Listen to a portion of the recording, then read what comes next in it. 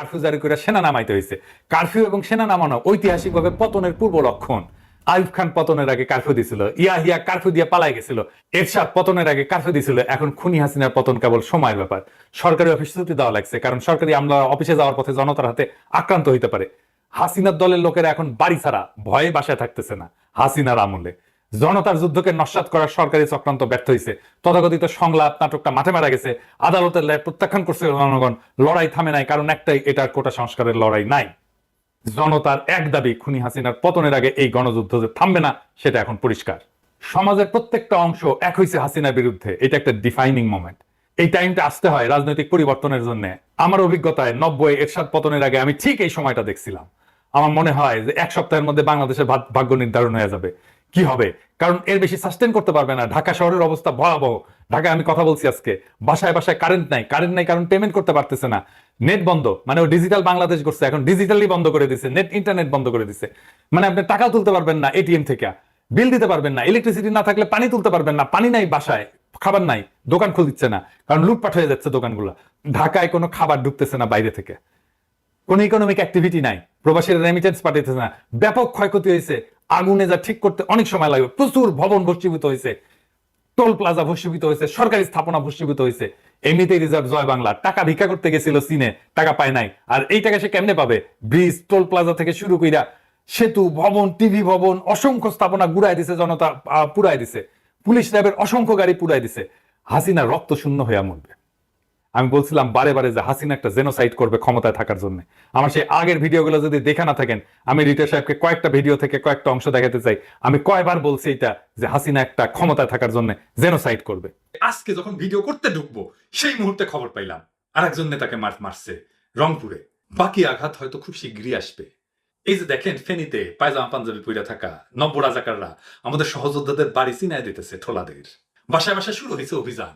বাসায় কাউকে না পাইলে বাড়ির মহিলাদেরকে ধর্ষণের হুমকি দিতেছে হাসিনার কুত্তারা। আমাদের কাছে কলে সব হিসাব লেখা আছে। আমরা আন্তর্জাতিক সম্প্রদায়ের কাছে আহ্বান জানাই, একটা গণহত্যা শুরুর আগেই যেন আন্তর্জাতিক সম্প্রদায় ব্যবস্থা নেয়। হাসিনা একটা ম্যাসাকারের পরিকল্পনা করতেছে। ইদানিংকালের হাসিনার কথায়, তার দলের লোকের কথায় সেটা স্পষ্ট হয়ে উঠছে। এখন আমাদের করণীয় কি? মানুষের শরীরের সবচেয়ে নরম অংশ হইল তলপেট। খুনি হাসিনা তার জঘন্য তলপেট দেখাই দিছে, থলথলা। তার লেসপেন্সাররা করো ধরে বলতেছে ছাত্রদের দাবি মাইনে নেওয়া হবে। 2 দিন আগে যারা রাজাকারের বাচ্চা বইলা গালে দিছে, এখন তাদের হাতে পায়ে ধরতেছে, কান্নাকাটি করতেছে একটা ডিল করার জন্য।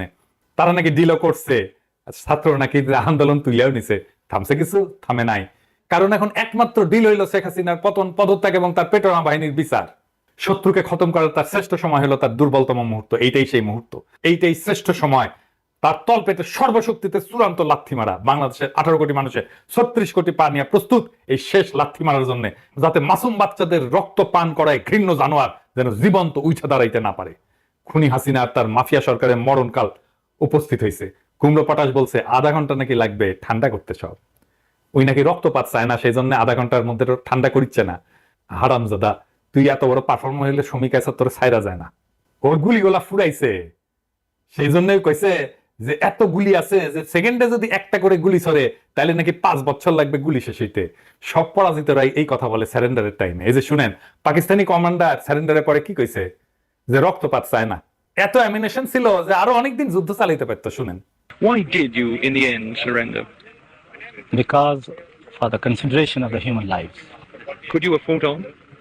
We could have fought on for a long time, not less than 30 days. ওই ইংরেজিতে কইছে কিন্তু ঠিক কয় নাই। আর কুমড়ো পটাশ বাংলায় কইছে, সেটাও ঠিক কয় নাই। তবে কুমড়ো পটাশে এটা থলথলে চর্বিযুক্ত চামড়ার বন্দুক আছে, আর বাতাসের গুলি আছে। ফাঁকে মারলে নাকে লাগবে, আর সেকেন্ডে সেকেন্ডে তুই থাকতে পারবি। কুমড়ো পটাশ যে শরীর বানাইছু আমরা মানি, তুই আর কাটালটানি লাইনে খাড়ায় চামড়ার বন্দুক দিয়ে বাতাসের গুলি ছাড়। ওই একটা কাজই তোরা করবার পারবি। এখন আপনারা সবাই রেড ক্রসের কাফনের কাপড় আর 570 সাবান নিয়ে রেডি হন। ওর বাপের মতো হাসিনা, আওয়ামী লীগ, হাসিনার কুত্তা, পোশাক এবং পোশাক ছাড়া সকল কুত্তা বাহিনীকে চিরজীবনের জন্য দাফন করব আমরা খুব শীঘ্রই, ইনশাল্লাহ। ইনকিলাব জিন্দাবাদ।